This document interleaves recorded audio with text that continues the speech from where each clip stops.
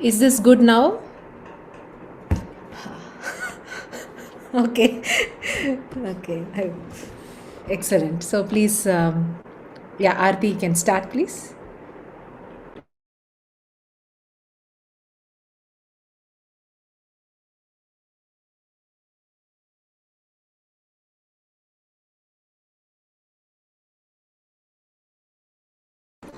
Anyway, Aarti is logged out. We'll start. Close our eyes.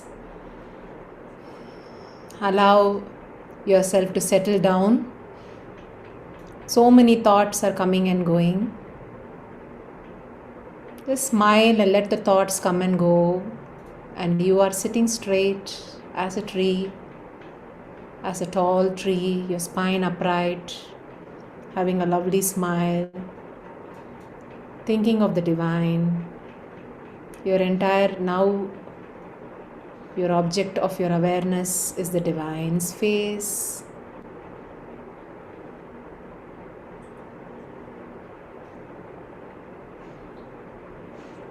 Keep gazing internally,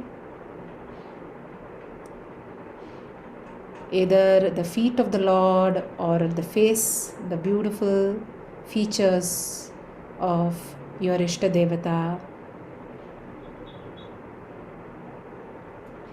and get completely immersed.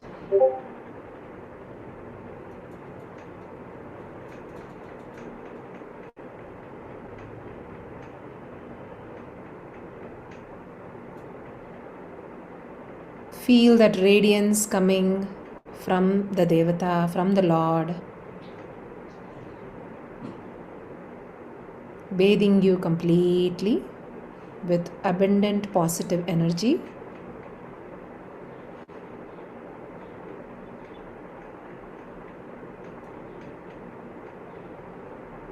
Bathing you with all the beautiful qualities of compassion, joy, peace, harmony, courage.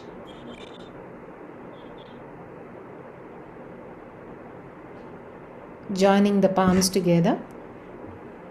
Chant Om with Prarthana. Breathe in. Om.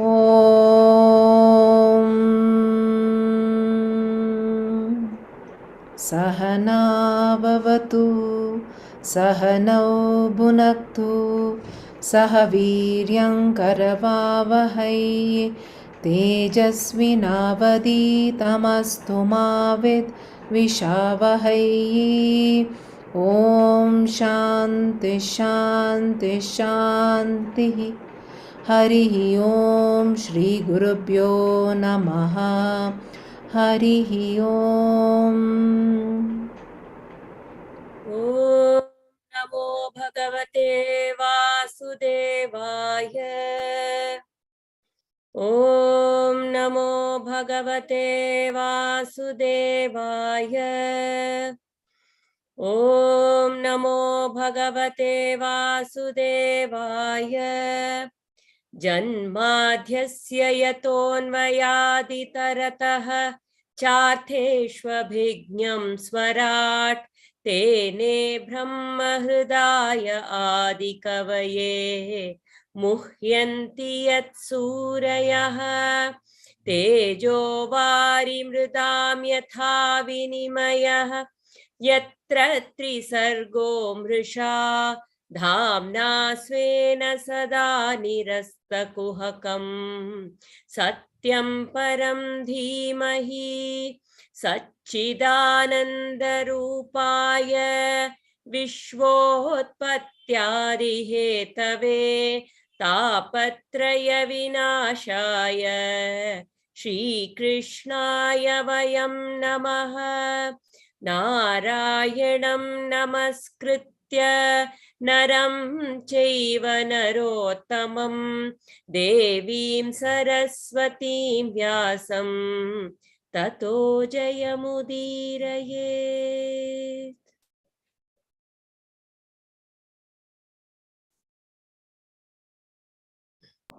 Namaste everyone. Sorry for the glitch.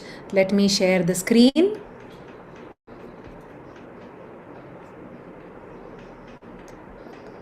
One second.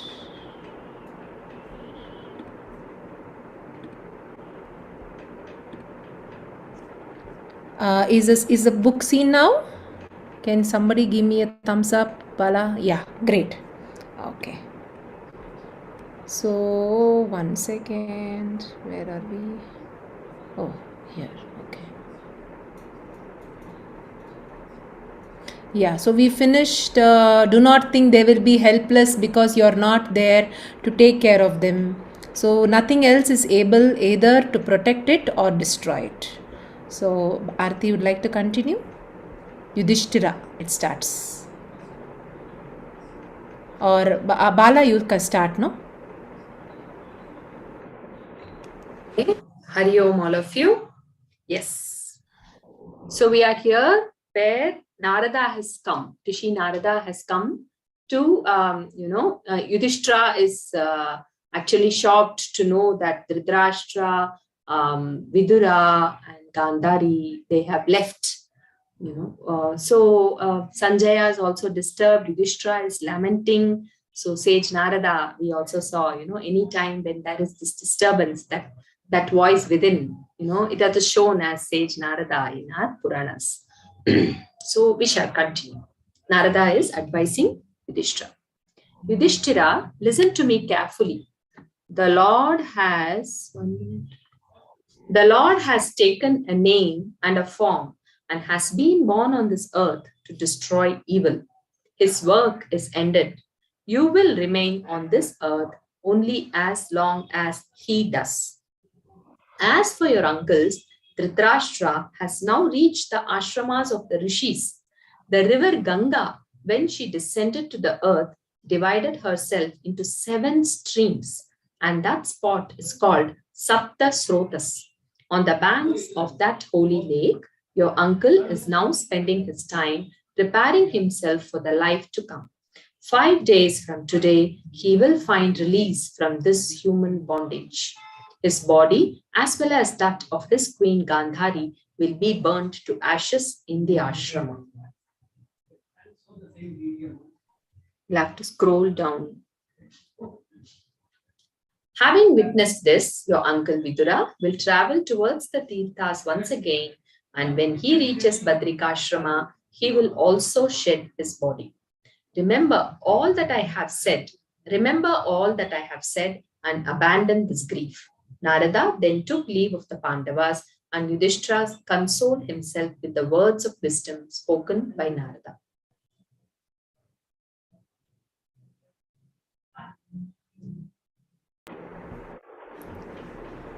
So imagine Dhritarashtra, who was so materially involved, is now sitting in the ashrama absolutely with a one-pointed awareness towards the Lord. So such is the transformation which can happen at any age, at any stage, any age. So when people tell me, Prabha, I've become already so many years have passed. Now I'm into this path. So I would say that there is no age, right? So age is only a number.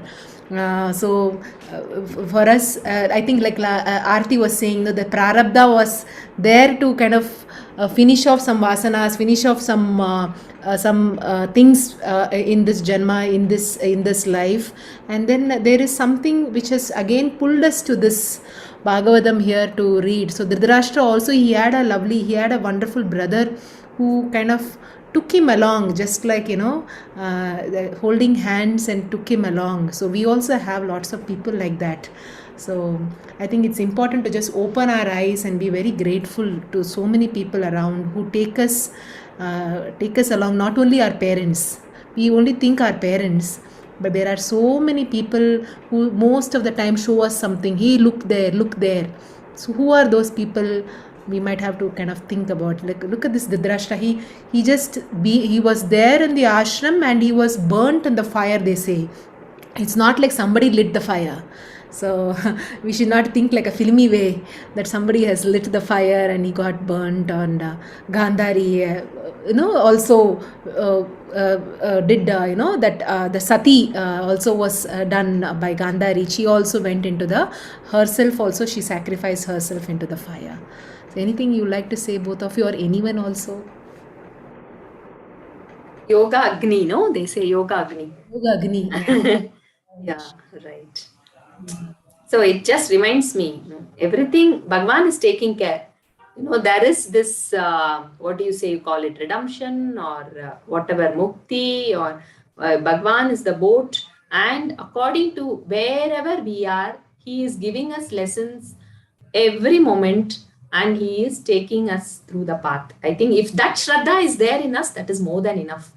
So when time comes, he also, like Dhritarashtra, where he was, and see, everything is like, Yoga Agni is in his will. It is, it is not like what Prabha said, it's not an accident or anything, right? So to get that kind of, so it is Bhagwan's Leela. So Bhagwan wants all of us. So he's actually giving, I think, that Shraddha, that is Shraddha, know that he's there all the time with us. That's what comes to my mind. Anything else? Or? I was thinking also the patience also for us to uh, patience to sit around and look around. Who are the viduras in our life? I was just thinking when I was reading this, I was just actually thinking about a long time ago I read somewhere that how a hen when the hen lays its eggs and sits on top waiting patiently for the egg to open on its own and giving warmth.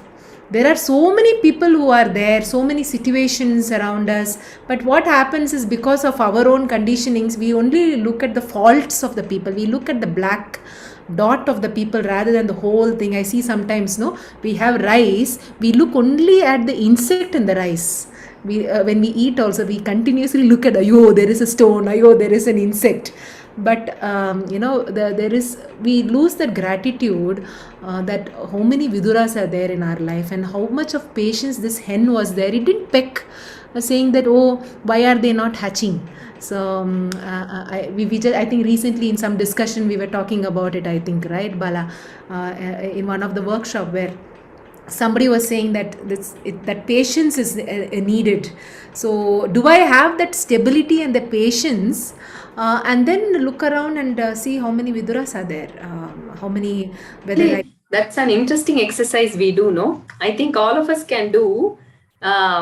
You list, I'm sure you will get at least 50 or even 100. Okay, people, because not only people, there are many, but then who you are grateful for. Express that people. It need not be only those who come to your mind, who you like. Okay, it opens up actually. Even those who we don't like so much, we don't relate so much. How can I be gratitude for their presence in my life?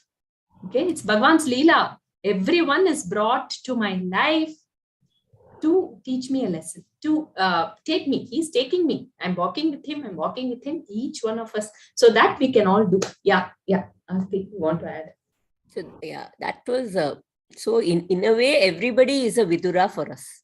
In our life is a vidura for us, whoever, especially if there is if I have come to this Bhagavatam seeking relief from some inner conflict that I am having, which is being caused by a person, that is your vidura. Right? If there are one or two people, so much conflict I am having because of these people, then that person is your vidura. And that is why, just imagine, there are millions and millions of people in this world. Okay, and this particular many such programs are happening everywhere, but it is not like everybody is coming to such programs. There is only a select few who are coming to this program. Even this particular Bhagavatam is sent out to so many people, everybody is there, but a select few come to it. And the select few come to it for a particular reason, and then all the people in our lives are our vidura. They are showing us the path. Am I going to walk that path? Now Vidura said, so Dhritarashtra followed. That was a direct saying. But here we are saying you have to know. So there is one, even when Hanuman, there is one very small story about when Hanuman went looking for Sita, Mata Sita. And then all of them go down south And when they go down south, at that point in time, they are looking for Mata Sita. Rama has told them, is really in anguish because of his separation from Mata Sita. And they've gone down, they're looking everywhere, and they're just not able to find out. They've gone till the tip of the country, and they're still not able to find out. They don't know where to go. And then all of those Vanaras sit down, and they're saying, let's not even go back. How can I go back? How can we go back and tell Rama that we have not found Mata Sita? How can we go back with a bare hand? I don't think I can face him. No, we will just not even go back. We will just sit here. How can I go and tell Sugriva that I have not been able to find Mata Sita? And they are sitting there. And then as they are sitting there, then they start talking about, Rama of Ayodhya. He came, he and Sita were married, and then they went into the forest, and then they lived so happily, and Ravana come and took Sita and went away, and it is told that he went south, and that Sampati's brother. Sampati. Brother. Sampati, Arti. No, the one who died. Jatayu. Jatayu. Suddenly something. So then that Jatayu comes, and he really fought with Ravana. He was so brave. He fought with Ravana, but and Ravana cut his wing and he died. But still he kept his life till he could inform Rama when he came that Ravana has taken him down south. He mentioned that, and so they are basically, what are they doing? They are telling the whole Ramayana. And then Rama meets Sugriva, and we are all here, but we are all we don't know, we are looking for Sita, we don't know. And they're discussing all of these things. At that time, in the nearby caves, Jatayu's brother Sampati is sitting inside that cave. And he's listening to all this. And the moment he hears Jatayu's name, he's like, oh, they're talking about my brother. And he comes out. And at that point in time, he talks to them, and he says, there was some person who went down across the ocean. And at that point, a lady dropped these jewels. Right? And he says that. So then at that point in time, when they didn't know which way to go, they didn't know what to do, they recited the Ramayana, and when they recited the Ramayana, from somewhere, somebody showed them the direction. Right? So it is one way of saying, whenever you feel helpless, whenever you don't know which way to go, tell the Ramayana, go back to your scriptures, think about God, you will get your direction. Bhagwan will give you the direction through somebody will become your vidura to show you your direction. And here I think one more thing I remember Sri Aurobindo and Mother writing about the courage also, about Vibhishana. So he's Vibhishana, he advised Ravana. Ravana had kidnapped Sita Mata, and even at so many situations, when all the people were gathered around Ravana in the court, and Ravana was boasting that, look, I have captured so and so wonderful lady and all those things, I'm going to do like this, and all of them were gone into flattery and all the other way. There was this person here, such a person here, he said, oh Ravana, oh brother, what are you doing? Send her back. So there was one Vidura there also to Ravana, but the Ravana was so clouded with that lust, that kama to possess, that kama to be powerful, kama to have that possession of a beautiful thing. It was for him it was a thing which to possess. So, but he forgot that it was actually a diamond which he is not supposed to be had. So, and here itself there was Shri Mother had written about that even Vibhishana is a clear example of how we rise in courage. how that there is something, even something happening right in front of me, but do I have the courage to speak out? Do I have that ability there? Like Vidura, how he thrashed his brother like left and right in the previous chapter we saw, because he knew that Dhritarashtra has to be woken up completely from the slumber. Vibhishana also tried, but Ravana was actually a very Rajasic personality. Dhritarashtra was more of a tamasic personality, so you can give him a slap and make him get up. But can you give a slap to a Rajasic personality? No, that person will become more fierce. So here again, she was talking about how that two qualities which a sadhaka should eradicate completely from their journey is fear and doubt. Fear and doubt that, oh, what is happening, will Bhagavan even look at me, why is he doing like this? So many doubts a seeker has during the journey, and a fear also. There is so much of fear to take the second step.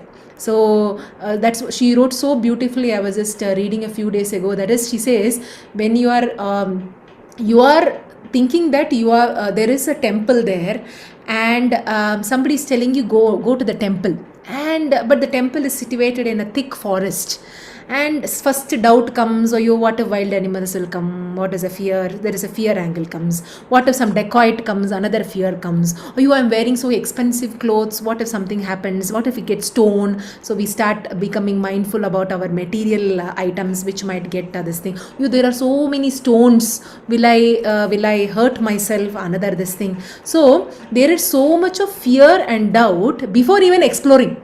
So and then you are finally, with all this, somehow you have overcome all that, and you are standing right in front of the gate of the temple, and then again some kind of a fear comes. Oh, it is so dark, why is it so dark? Oh, why is it like this? Why? So there is lot of questioning. So a seeker is filled with questions. How can he take the next step? So the quality is so the courage is so such an important quality, apart from compassion and all those qualities, right? So Vidura had that courage. Vidura had that courage, fantastic courage, to stand up when Draupadi's episode was happening, stand up when something was going wrong, stand up to speak something was happening. That was the courage which my mother was talking, so important for a seeker. If you are on the spiritual path, have the courage. Eradicate that fear. Fear should be dissolved in the waves, and let the courage spring forward. So for me, each time I was just thinking about, it feels so goosebumps when you think about Vidura's attitude and Vidura's nature, his qualities, and maybe it's good for us all to imbibe those qualities of courageousness. Right, yeah. The courage comes from Vidura being a Bhagavata. Right? He always had the strength of Bhagavan with him. When the Shraddha is there, everything else, I think, follows. I'm just tempted to tell, because you brought in Vibhishana very beautifully. So this entire thing, if we look at it, as a Leela, okay, it is a paradigm shift, right? The entire, Mahabharata as a Leela itself. So Bhagavan, we have read through that in the last few paragraphs, right? So similarly, Vibhishana, it was very beautiful when I heard that from Swami Aparajitanandaji. I think all of you must listen to his Sundarakanda. Excellent. We will revel in, Sundarakand when he talks. I don't know, series of 7, 8. It is in YouTube. So very beautifully, he had completed the Sundarakand. Okay. And so before that, Vibhishana, I'll just say, and then move on to Ravana. So Vibhishana, like what Prabhana was saying, so much of patience, because he had that Shraddha, his love towards Bhagwan, Hari was, immense. So look at that Shraddha. It is not easy, right? Amongst the Asuras, there was absolutely nobody, not a single soul around him who, for us, we have these satsangas, okay, to bring our mind back to Bhagwan. But look at Vibhishana, he is among that Dussanga only, right? In spite of it, his mind was one pointed with Hari. That is why that grace descends as Hanuman.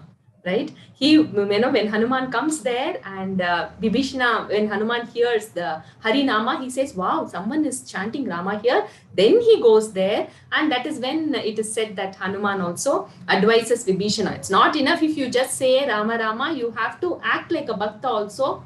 Please help where Sita Mata is. Do something for Rama. Then he says Ashoka Vatika and all that. Then he gets the courage. So one of the katha when I heard is that is when Vibhishana. So Hanuman was probably the Vidura there for Vibhishana to start talking against his brother, to stand up for his.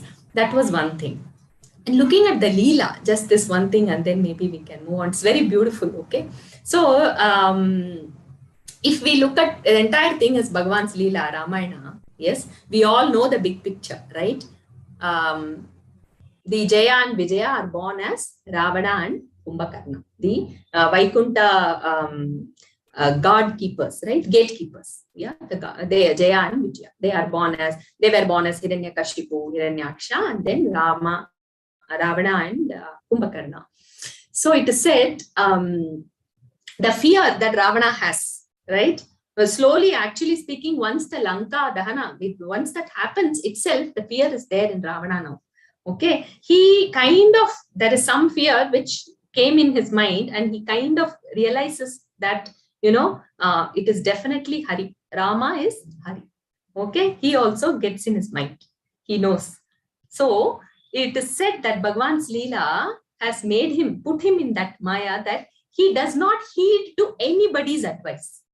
Okay, including his brothers. He wants Hari to come closer to him. He wants his death to happen so that he can, finish off one of his birth and move on to his next one. That where in Krishna's Shishupala. Okay, so it is very beautifully said that every step as Rama was moving towards Lanka, Ravana, that inner Jiva could feel Hari coming towards him. Okay, so the entire scene is designed so beautifully that Ravana doesn't heed even Mandodari counsels, right? He doesn't, otherwise he has a lot of regards and respect for his wife. He loves his Mandodari, right? He doesn't listen to her. And, finally, it is like, he knew that Hari was coming closer, and he was expecting his death. So that is another, like how the life of Pai, you see a different perspective. This is one other different perspective when we see everything as Leela.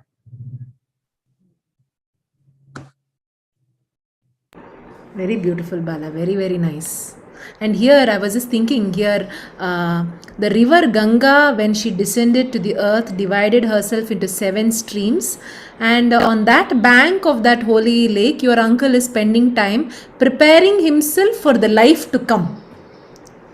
So beautiful. And then after 5 days, he will be released from his human bondage, and his body and with his queen Gandhari will be burned to ashes. See how beautifully that these words, I think we might have to remember his body, the Sapta Shrotas. I was just thinking about the mind, intelligence, and the Pancha Tattvas. You're there, you're transcending. He's there with one-pointed awareness in that ashram, and then he's transcending. The Dhitarashtra is absolutely focusing, and he's liberated, to say exactly. He's absolutely that liberated. He's kindled the fire and absolutely burnt all these 7 tattvas, and then he's liberated from the human bondage. So much of materially involved was this man, this Dhitarashtra. What all things, remember, from the birth till this, whatever age he was, imagine his life. Maybe when we think about it, the life of Dhitarashtra, because he's now within 5 days he is going to be released from human bondage. We might also have to think about what are the Dhitarashtra qualities in us which we might want to burn it, which whatever it is, say Holi just happened, right? Completely burn them off. So what are the Dhitarashtra qualities we have is we might have to introspect more and more, whether that small enviousness is there, a sense of lacking is there, a feeling that I am deprived and that person has got everything. So even in work life or at home life, wherever we think that the other person is in a bed of roses, because we are looking at that, like a picture. We are just looking at that person.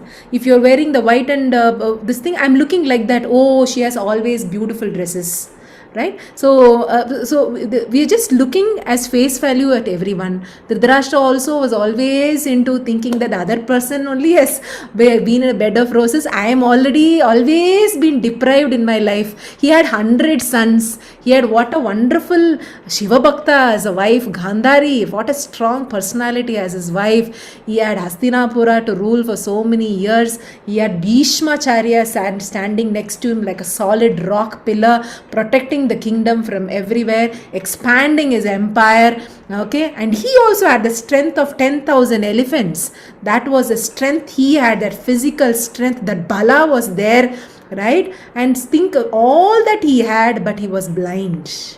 He was blind about himself. He was not liking himself because only one physical organ, he was not happy that he is blind.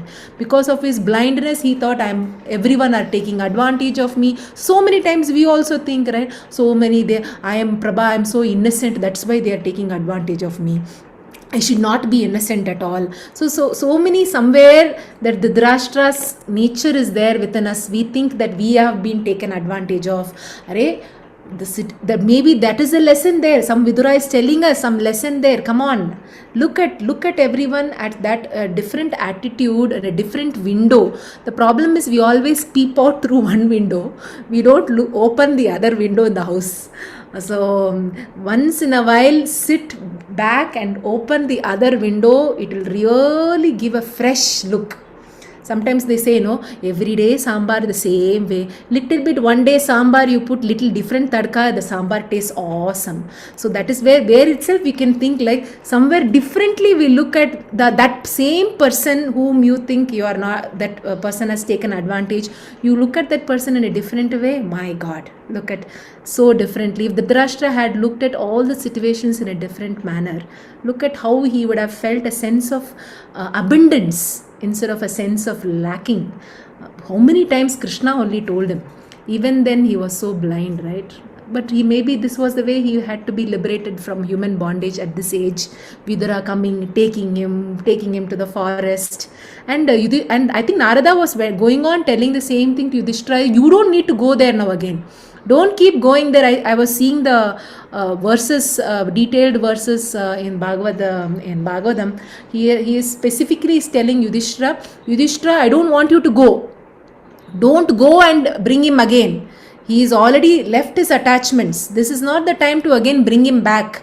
So right now for him, there's no niece, nephew, nothing there. For him, he is already completely involved there. And so you don't need to be thinking that, oh, what is he helpless? Oh, is he there? What will happen? Again and again, that helplessness should not be there. Because that means when we are helpless, we are doubting Bhagavan.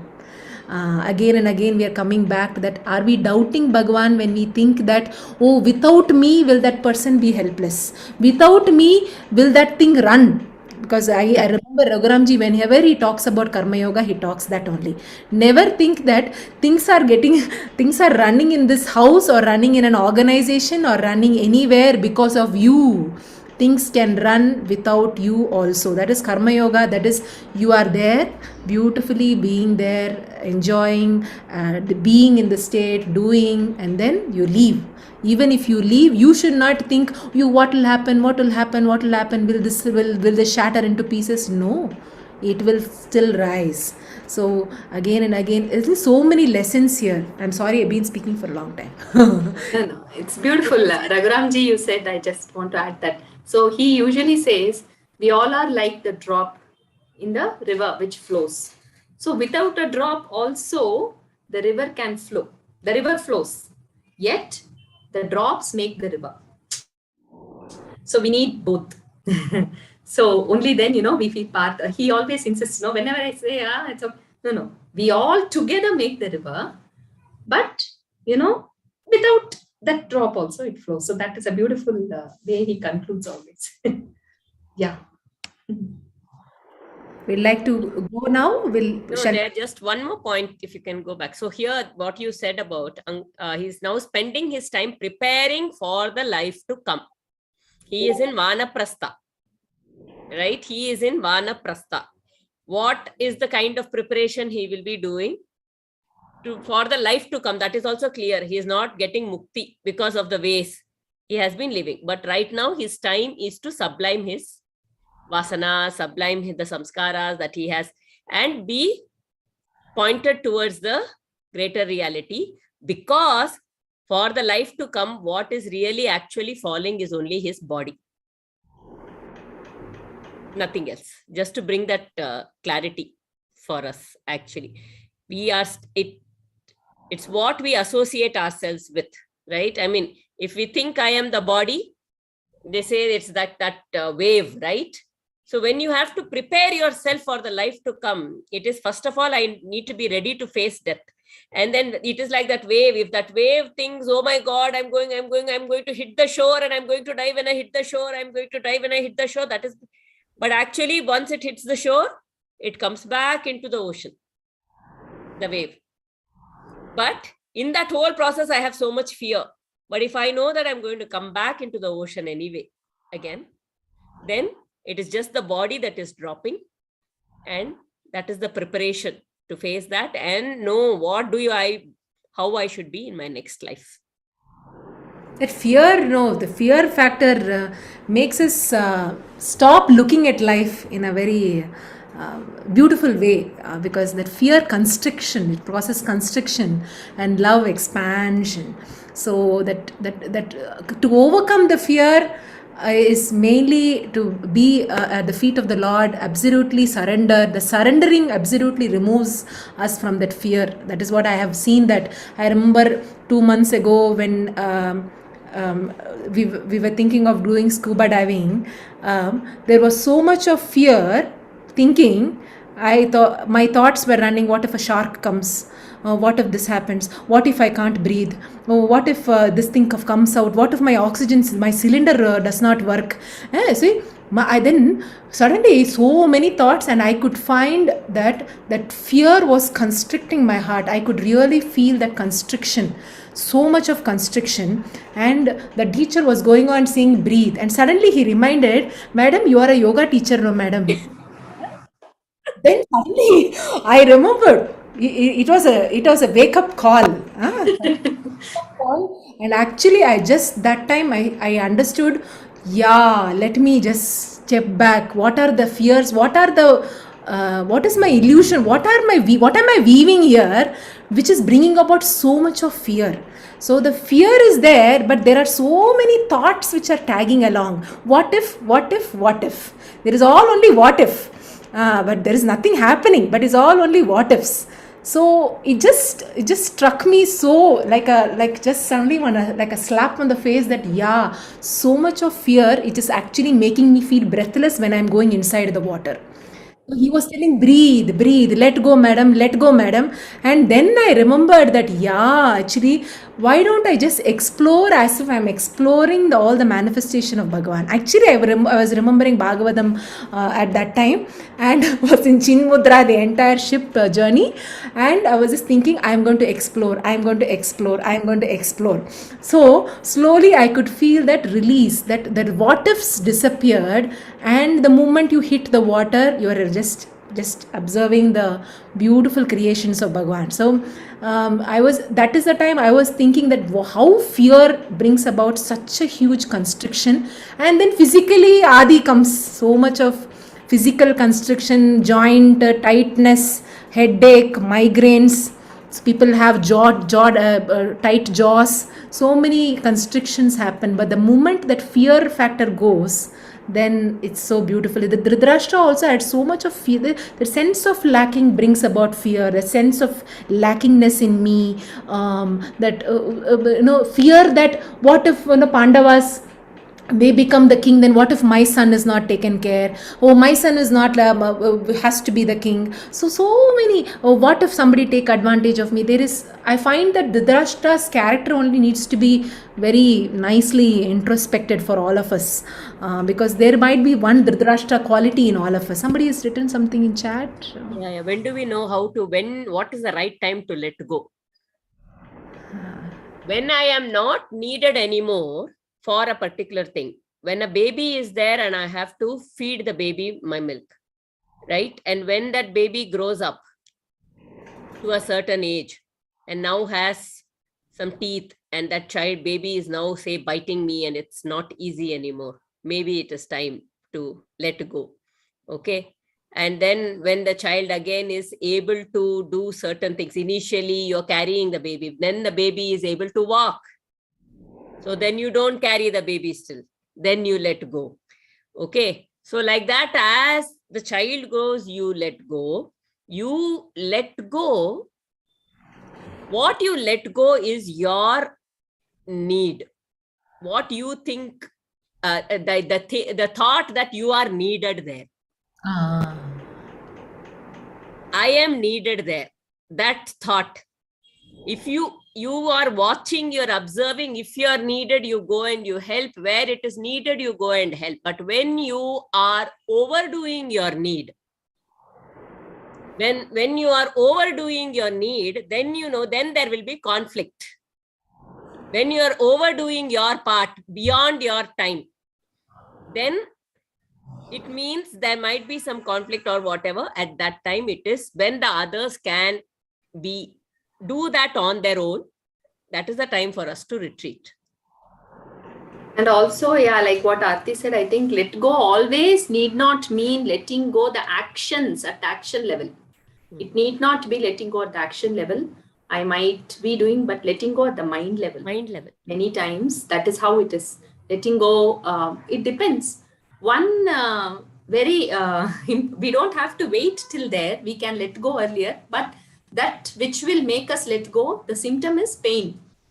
You experience pain. No, see, I am possessing my children, for example, so much. I will get some statement from the team saying, now I can take care of myself. You don't have to worry. Okay. That is one indication for me to let go of the anxiety. Okay. So certain things, I think when the mind is clear, when we are constantly in touch with the Antaryaman, we get the guide from, it may sound very philosophical, but that is the only reality.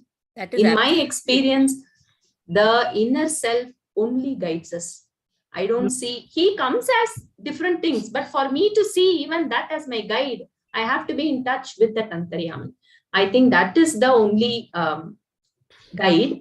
But yes, so the extreme situation where we have to stop ourselves from holding on is some pain from that we are experiencing. Yeah. Here itself, Narada beautifully says, consider the bullock. The master pierces its nostrils and threads a rope through it. Then he loads the back of the animal with the burden it has to carry. The bullock has to move in the direction in which the power. So, how will the bullock know when to stop? Because there's a pain there. Beautiful Aparajitananda ji also beautifully talks about. So the moment we know that it is bringing about constriction and pain or suffering and confusion and sadness or whatever it is time to immediately again step back and say, oh, I have to let go and let me leave the hand. So that is a time to beautifully, the Bhagavan is telling us that who's telling us? Bhagavan is telling, hello, come on, it's slowly, it's time. Nobody is helpless. Everyone can do. Let them fall, no problem. Because see, when our child is learning to walk, right? We hold the child, 1-year-old child, we make them walk, and then we slowly leave the child. How will you know when to leave the child? You are knowing it as a mother, you are knowing it, right? So that means you can know. The only thing is that inner awareness has to be there. Immediately you will know that, oh, I have to leave right now. Also, they say a manager is a good manager. Say, I heard this speech beautifully by a doctor recently. He's telling the work of a doctor is to make sure nobody needs a doctor. Yeah. Okay, a good doctor is one who works in such a way that nobody needs a doctor. I come up with a solution, I do. So the work of a good teacher is someone who can make the children think on their own so that they don't need a teacher and it comes from within them. And they know how to seek knowledge from, and grow. by themselves, even when they are not with them. A work of a parent is such that the child can also live independently, whether I am there or not. Okay, so now when I raise my child with that attitude of slight detachment, knowing that when will I be able to do that? When I know that this child is not mine. Then I don't have to let go at all.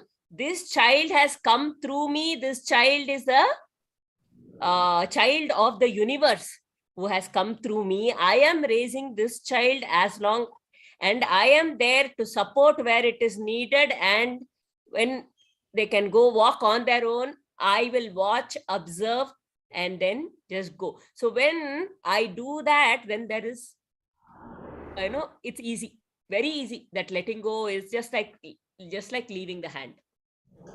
Here, Ramakrishna. It's only when I hold on very strongly that holding on is also very difficult. I'll just finish this part. It is like that pole I'm holding on. It's causing me so much pain holding on to that. There's one story. I'll just finish this story also. Okay. So it is like that, letting go one monkey. That monkey goes, I'm going to use it in another class, but it's okay. I will tell it here also. That monkey goes and it puts its hand inside there is a banana inside a bottle. So now it wants this banana, so it puts its hand inside the bottle, but the bottle is slightly narrow, the neck of the bottle. So it puts its hand and it's taking the banana out, but it's not able to get the banana out because that banana is stuck. Now the hand and the banana is not able to come out. At that time, now that owner of that farm is coming, and he is coming with a stick. Who is this taking this banana and all? And he's coming there, and this is looking at that man who is coming with a stick, and he's trying to remove the banana from there, trying to remove the banana, but the banana is not coming out. And at that time, then he reaches, he's panicking. The more he's coming towards him, he's panicking. And that finally that man comes and hits the monkey, and he is in full pain. What did the man, there was just one thing that the monkey had to do. What was it? He just had to leave the banana and let go. But no, it's holding on to that banana so strongly, right? The banana is not holding on to the monkey. It is a monkey who is holding on to the banana.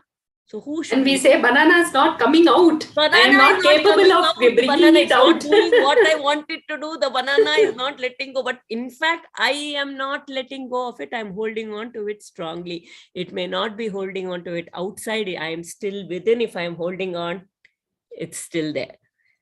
Yeah. So raise a child, people, everybody, so that they don't need you. They can survive even without you. Who knows what will happen? So I have to raise the child so they can be on their own. Yes. That again comes, most of the times we don't let go because again there is so much of fear. We think we are the ones who are protecting the children. Okay, so God is there. He is taking care. And I am thinking it is my illusion that I am actually taking care, right? It is He who is taking care, the divine, the Shakti. So He will take care. This is not, again, not at the action level, not to say, that we don't take precautions at the society level, whatever, I don't know. But at the mind level, it is all at the mind level. Mostly it is applicable at the When I am clear here, my actions will follow accordingly. That's it. Yeah. If I'm not here and I'm doing outside, no, it will be one total confusion. If I am not letting go here and I'm trying to let go on the outside, that is a total confusion. The real letting go has to be inside. I think Raghuramji beautifully talks about letting go. He always used to say that we have either need or love. So there is a different two things. Need, when we are in need, we are in need. So something is there. We sometimes confuse between need and love. We need things. We need them to be always depend on us. We need them. We think because we feel important at that time. So we feel that I'm more important, I'm more respected. My need of respect, my need of power, or my need of this and this is met when that person depends on me. So, but the moment we are loving that person, then that is so much a sense of expansion happens, and automatically you will be able to let go. You will just and you are letting go, but you are there. So you are saying there is a sense that you are being there for that person. You are already there, but you don't need to keep doing and catching hold. You're just there for them. So that then I was telling him, like he always does it. He gives an idea, and then we keep asking him. He said, I know you can do it. If you need me, I'm there. So like that, when if we are like that person, that I was just thinking that my daughter has much grown up to be an adult. Now she doesn't need me for small things because she's capable. And that time, when if my ego says that she's not at all asking me, I'm such a capable person, I run this, I do this, I do that. If my ego says, then I am in need. But if I am transforming it into love, that I'm seeing that, oh, she's also blossoming, let me also expand. So that he always used to talk about letting go brings about an expansion, absolute expansion. Otherwise we are in a constricted state. Shastriji, his guru, used to say we are in a coning state, because when you are in a coning state, we look at everyone in a pointed angle. But when we are in an expansion state, it is like watching through a DSLR, it is watching through a binoculars, how a beautiful expansion happens there. So that is how letting go happens. And that's how Yudhishtira is been advised by Narada. I said, Arey, you are thinking you are taking care of your uncle. Arey, Lord is there taking care of your uncle there. You are just a person here, there, that's it. He is just living under your roof. You don't think that I am there, he is in my roof, he is under my protection. What my protection? Lord is there. And you are telling he is under your protection. Come on, see, everything happens under the guidance, under the umbrella of Bhagavan. Whatever is happening in our life. Oh, what happened here? So that's the difference between attachment and love. When I am attached, it's hard to let go. And what is that attachment? That attachment is to my ego, where that is not love. I love the person because that person gives me something. Because, it's like I love this person because he takes care of me so well. He thinks of me. There is always a because. That is attachment. But yeah, this person, he has these faults also, but these things are also nice. So he's imperfect, but in spite of that, I love him. So love becomes in spite of, everything that is okay, not okay. So it's like looking at a person. You adore a person for certain qualities. Okay. And then you say, oh, they are great, they are wonderful. It's all because of the moment you see one negative quality of theirs, that person only will fall in your head, fall in your sight. Because that attachment, that was an attachment because there were certain things about that person which you kind of looked up to. The moment that falls, but love is, you see that, you see this, yet there is a deep inner connection that is going on. When it is attachment, there is no, when it is love, it is easier to let go. When it is attachment, I feel like the other person is trying to pull away from me or not, whatever, things like that. But I just have to let go. I am holding on strongly. Oh, thank you. Attachment, just to add on one small thing which is coming. Yes, attachment mostly is attaching, like what Aarti said, attaching to my own, whatever meanings I have in my mind. Okay, I have to be a good mother. Good mother meaning what? These things as a mother I need to do for my child. Okay, these are also that I am attached to. Okay, these form part of my personality, right? So I don't want to let it go. The fear comes because if I let it go, my definition of my mother is dying, is going away, right? So that fear comes. So I work from that space of ego. where when attachment, that is when attachment is there. But when that space is not there, okay, there are certain definitions which I have gathered for myself, but they are not applicable anymore.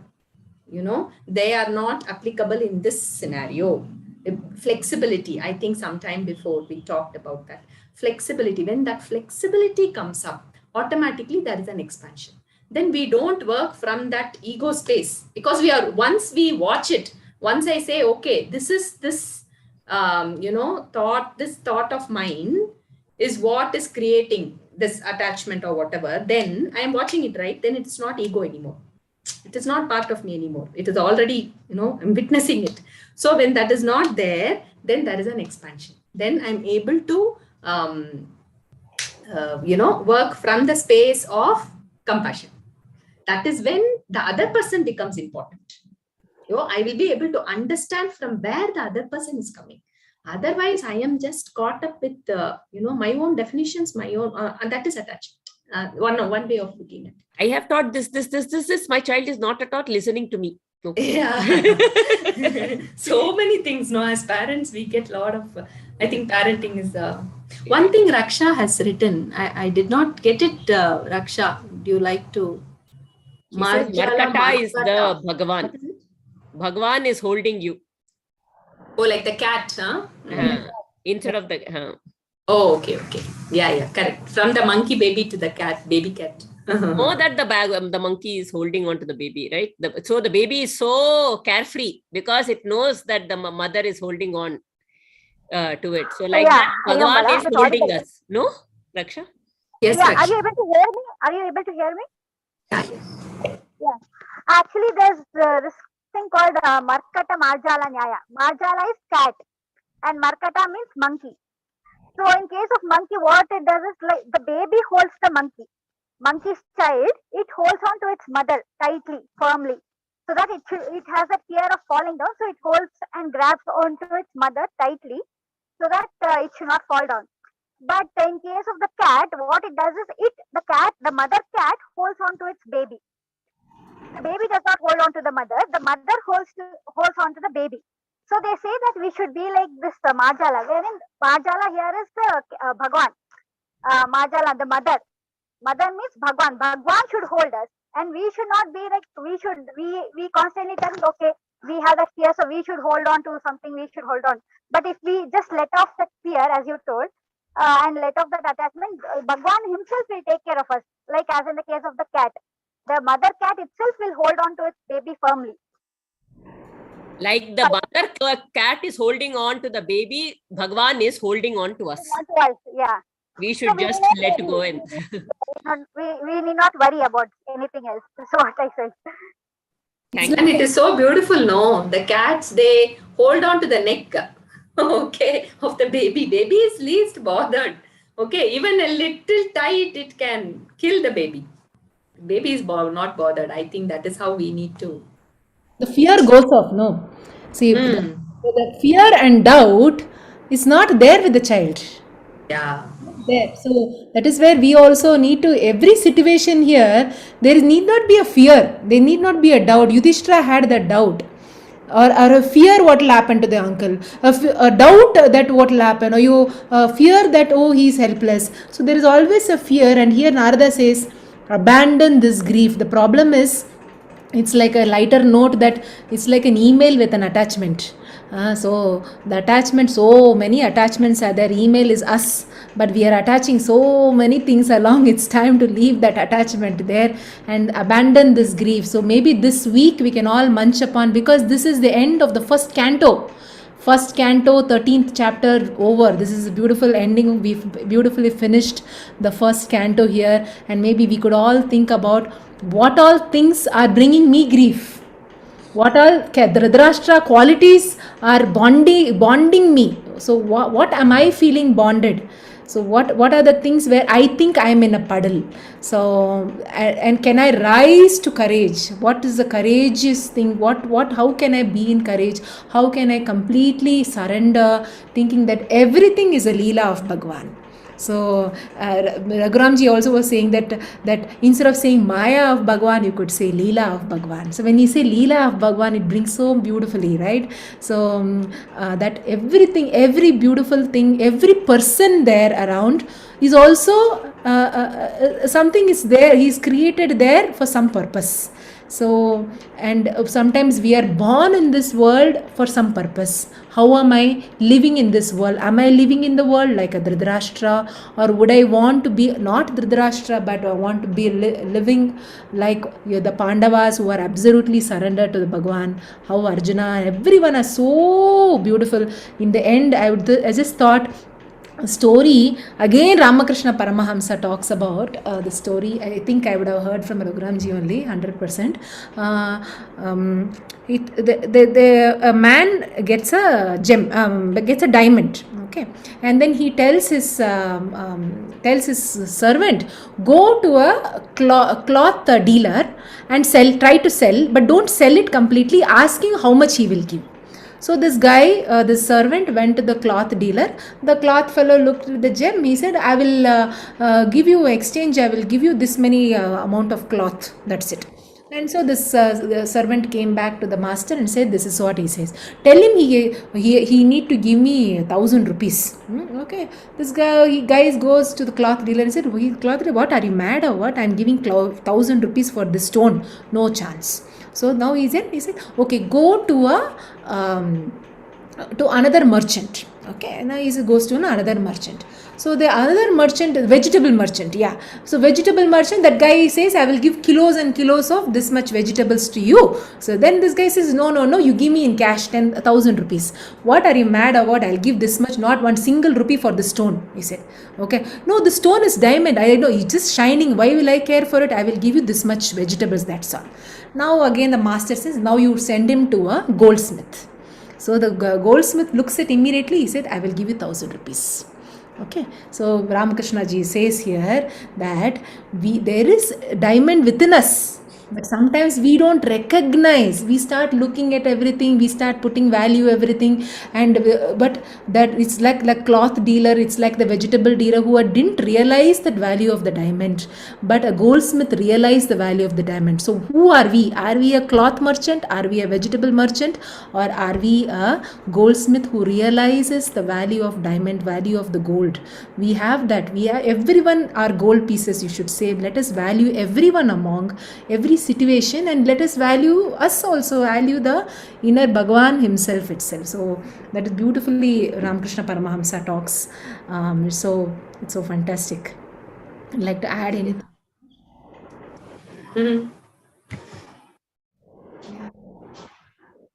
I'd like to end. Our very substratum is Bhagwan. Our very substratum is Bhagwan. We are only his form.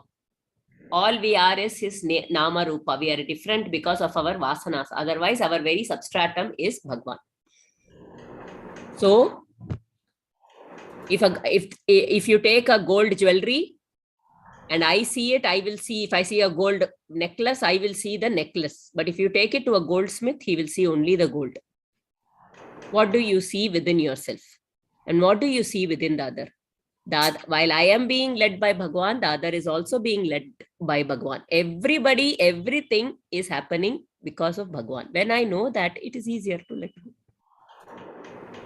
Like the cat is holding on to everybody, holding on to the kitten, he is holding on to everybody and leading us. If I know that, then there is no anxiety, there is no fear, there is no... I am doing everything with complete dedication, but not expecting results for it. And just doing it because I am here, I am his puppet and I am acting through him. That's it. Here to Vidura also see, can I be the Vidura for others also? Right? Instead of looking at the black spot in them, if they see, instead of judging them, he never judged his brother. So beautiful, right? He never judged his brother. Why he maybe gave him some scoldings, but that there was such a love and compassion with this Vidura.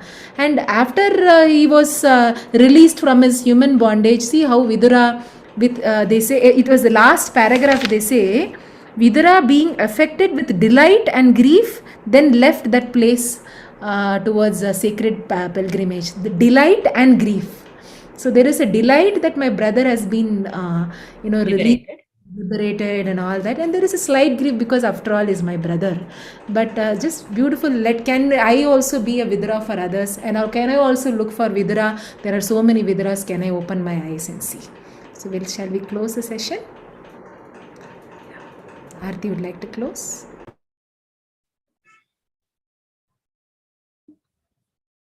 Just settle down.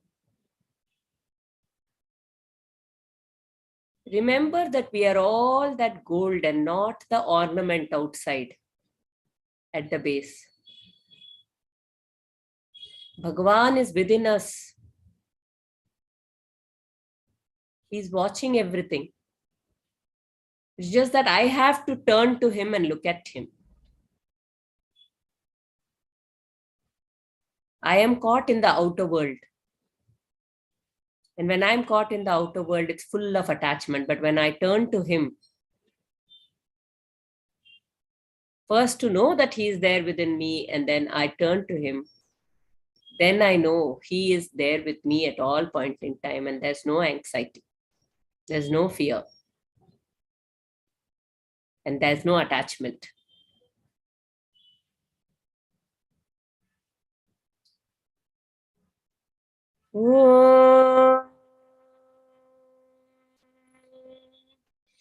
Asato ma satgamaya, tamaso ma jyotirgamaya, mrityor ma amritam gamaya, sarve bhavantu sukhinah, sarve santu niramayah, sarve bhadrani pashyantu, ma kaschit dukkha bad bhavet. Om Shanti Shanti Shanti. Harihi Om. Shri Gurubhyo Namaha. Harihi Om.